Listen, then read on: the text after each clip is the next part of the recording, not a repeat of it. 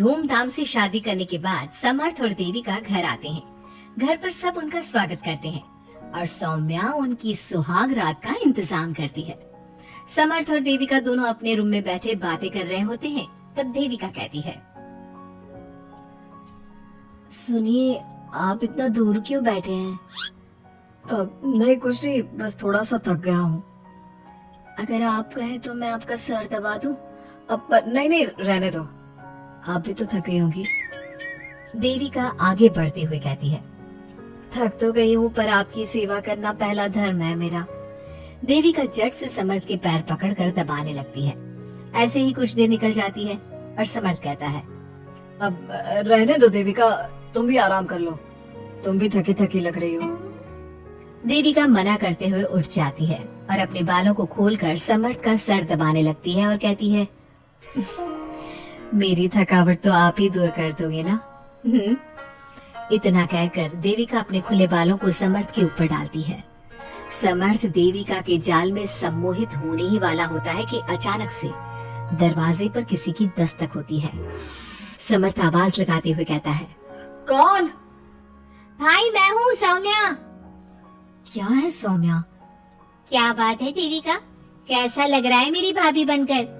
कुछ बात आगे बढ़ी या नहीं? बात आगे बढ़ती कैसे? तू जो आ गई कबाब में हड्डी। अच्छा जल्दी बता, किस लिए आई थी?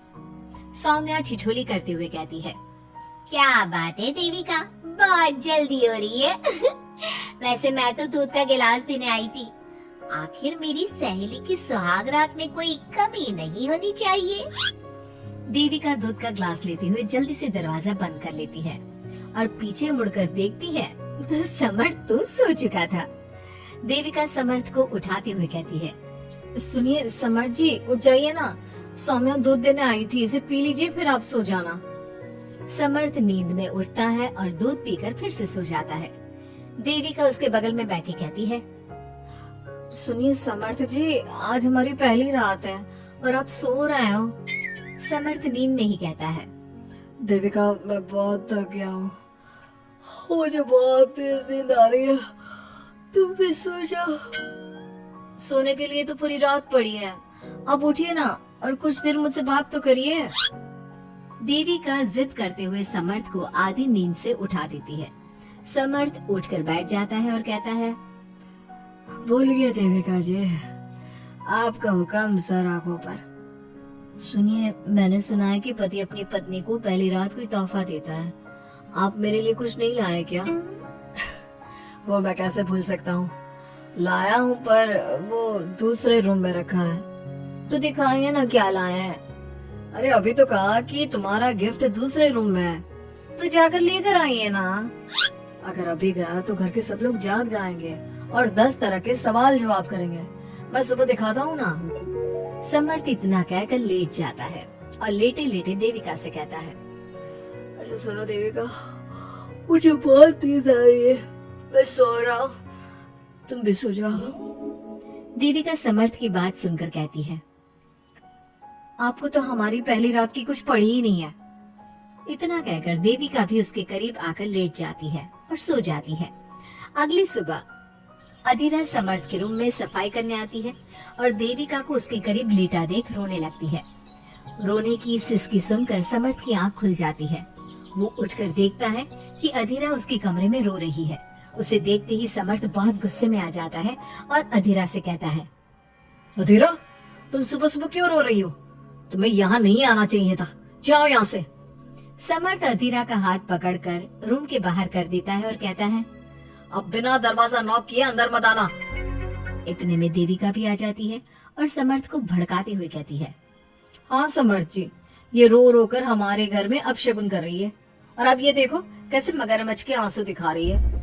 इतना कहकर देविका अधीरा का हाथ पकड़कर घसीटती है और कहती है, अब क्या रोती रहेगी या कुछ काम भी करेगी?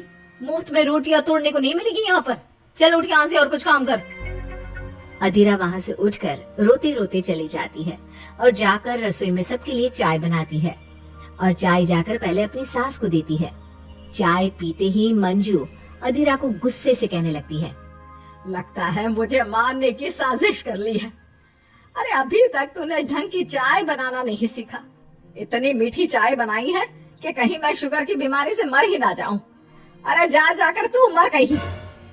अधीरा मंजू की बात सुनकर दुखी होती है। इतने में सौम्या वहां आ जाती है और कहती है, ये लो, महारानी अभी यहीं बैठी है और मैं पूरे घर में देख आई। अरे ओ महारानी, यहाँ बैठकर किसका मातम मना रही हो? उठ यहाँ से और जाकर हमारे कपड़े धो, बहुत कपड़े पड़े हैं धोने को। अधीरा वहां से कपड़े धोने चली जाती है और बैठे बैठे खुद को कोसने लगती है।